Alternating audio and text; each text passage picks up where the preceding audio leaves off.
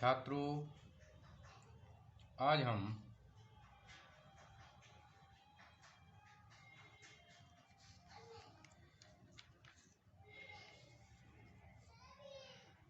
फणीश्वरनाथ रेणु के ऋण जल धन जल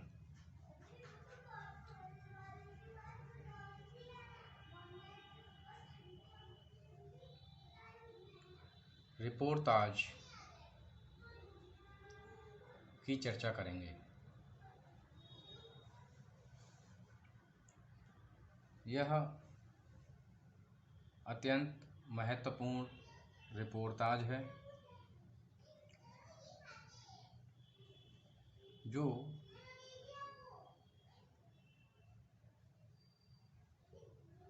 बिहार से संबंधित है।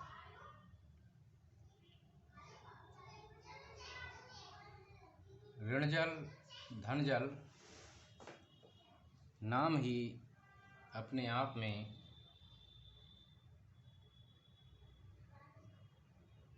पाठक के लिए आकर्षित करता है। तो आज हम इसी की चर्चा करेंगे। इस पर महत्वपूर्ण प्रश्न बनता है, ऋण जल धन जल से क्या अभिप्राय है। रेणु जी के इस रिपोर्टाज का कथासार अपने शब्दों में बताइए।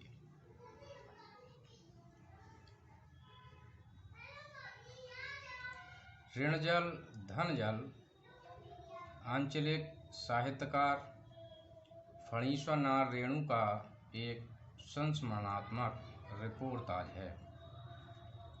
इस रिपोर्टाज का शीर्षक कौतूहलवर्धक एवं आकर्षक है। ऋण जल का अर्थ है जल की कमी अर्थात सूखा। धन जल का अर्थ है जल की अधिकता अर्थात बाढ़। इसमें बिहार में सन 1966 में पड़े सूखे और सन 1975 में आई भयंकर बाढ़ का चित्रण है। सन 1966 में बिहार में भयंकर सूखा पड़ा था, जिससे पूरे दक्षिण बिहार में अकाल की काली छाया मंडराने लगी थी। सूखी धरती पर मनुष्य एवं जीव जंतुओं के कंकाल दिखाई दे रहे थे। बिहार में ही सन 1975 में आई विनाशकारी बाढ़ ने पटना की सड़कों को जलमग्न करके लाखों का जीवन संकट में डाल दिया था। प्रकृति के सम्मुख लाचार मानव हाहाकार कर रहा था।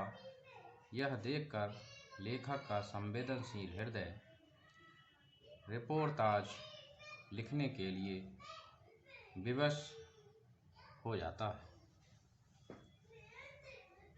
रेणु जी ने इसका नाम ऋण जल धन जल लिखा है,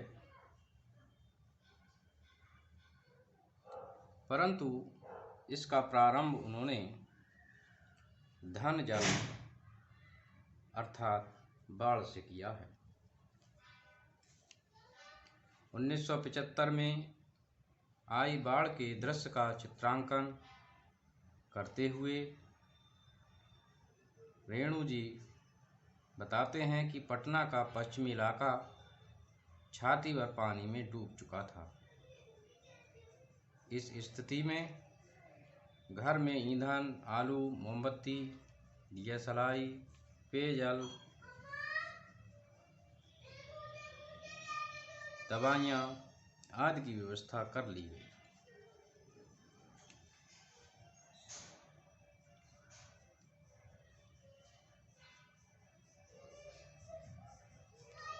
इसका प्रभाव कुछ ऐसा था कि मुख्यमंत्री आवास में भी बाढ़ का पानी घुस गया। प्रतिदिन की तरह लेखक कॉफ़ी हाउस के लिए घर से निकला। रिक्शे पर जा रहा था। अचानक उसे जानकारी हुई कि एक व्यक्ति ने करंट बहुत तेजी से होने की सूचना देकर आगे जाने से मना किया। आकाशवाणी केंद्र में भी पानी घुस गया।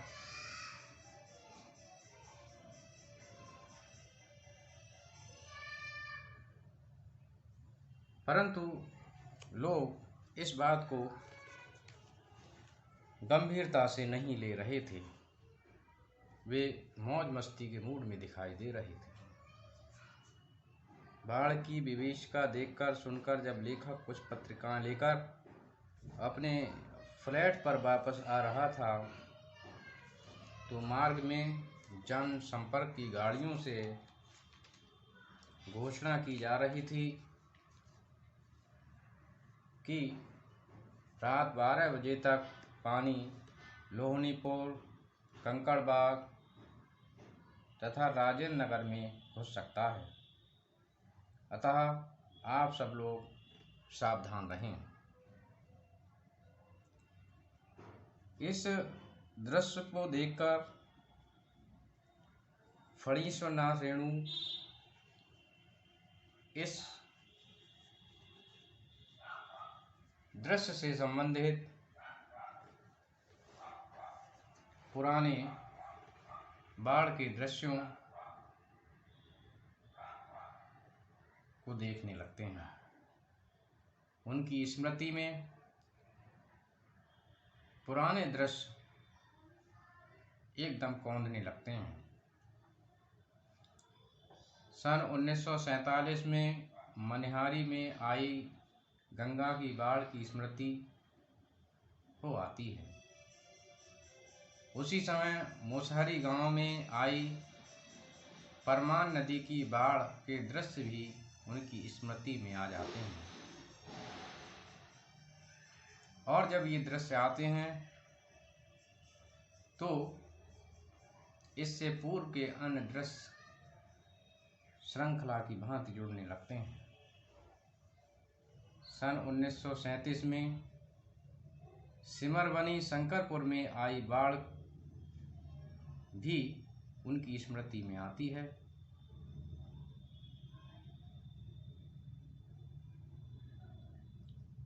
उस समय नाव को लेकर हुई बाढ़ का दृश्य भी देखा गया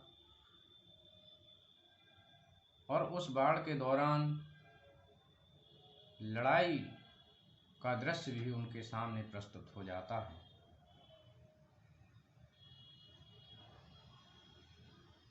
उस समय जहां एक ओर गांव के लोग नाव के अभाव में केले के पेड़ से बेड़ा बनाकर किसी तरह काम चला रहे थे, वहीं दूसरी तरफ जमींदार के बच्चे नाव पर बैठकर हारमोनियम तबला बजाकर आनंद ले रहे थे।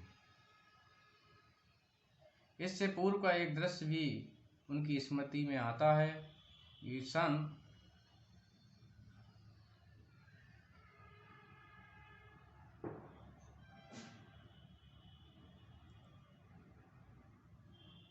1967 में पुनपुन नदी का पानी राजेंद्र नगर में घुस आया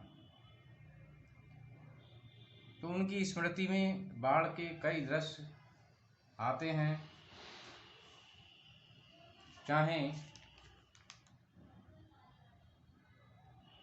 1975 का दृश्य हो, चाहे 1967 का दृश्य हो, चाहे 1947 का दृश्य हो, चाहे 1937 का दृश्य हो, सभी उनको अंदर से झकझोर देते हैं और लेखन के लिए प्रेरित करते हैं। दूसरा है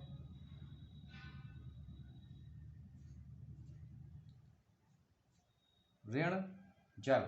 ऋण जल का अर्थ होता है सूखा।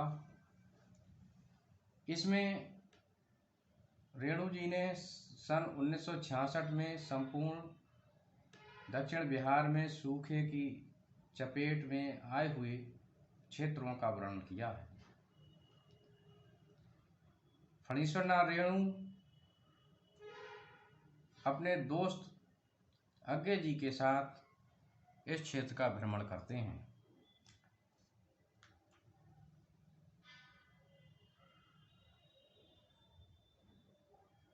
रेणु जी शहर छोड़कर नवादा की ओर जा रहे मार्ग में सड़क के दोनों ओर भूमि पूर्ण रूप से सूखी हुई दिखाई दे रही थी। कहीं हरियाली नहीं दिखाई दे रही थी, कहीं घास नहीं दिखाई दे रही थी। गाड़ियों में अनाज के बोरे नहीं थे, सूखा पुआल था। दुकान में मकई नहीं थी, बच्चे भूख से बिलख रहे थे और स्कूलों में भी खाने की कोई व्यवस्था नहीं थी। बारिश के भी कोई आसार नहीं लग रहे थे। लोग कुएं खोदकर पानी का तल नाप रहे थे कि पानी कितनी गहराई में पहुंच चुका है। रैपुरा सिरसा गांव में लेखक ने एक हलवाई से उसका नाम भी पूछा। उसने अपना नाम जोगी बताया।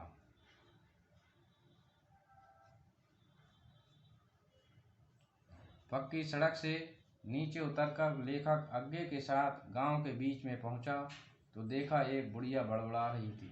लेखक ने गांव में कोई मर्द न देखकर उससे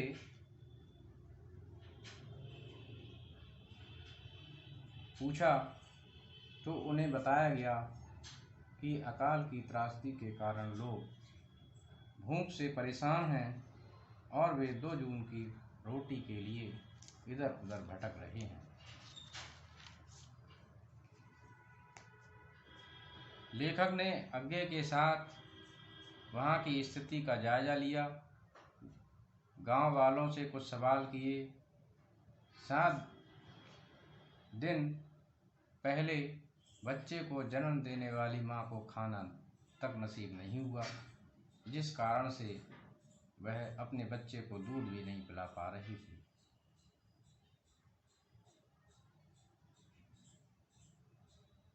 इधर सरकारी आंकड़ों में रिलीफ बढ़ रही थी, लाल कार्ड बन रहे थे, परंतु लेखक ने जो भ्रमण किया उसने देखा कि सरकारी आंकड़े कुछ बोल रहे हैं, लेकिन वास्तविकता इससे कोसों दूर है।